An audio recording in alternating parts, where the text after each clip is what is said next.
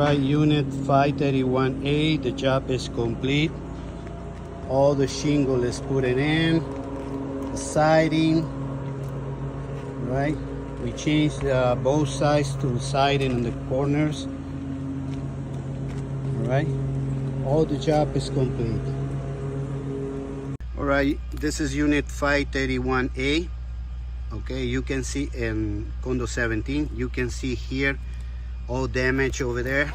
And then the step flashing, they put it from out to the siding. They supposed to go into the siding. All right, you can see all this. They need to remove everything and put it the step flashing under and replace that shingles, because I think it's a big leak over here. This is one of the sides of the chimney. You can see it's multiple leaks over there. Look.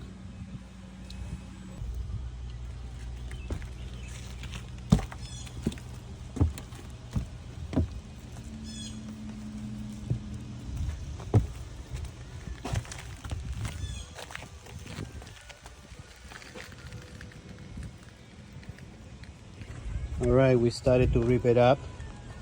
You can see this black stain is another leak. You see the nails rusted, and then on the side to the transition, you can see the stains, another leak too.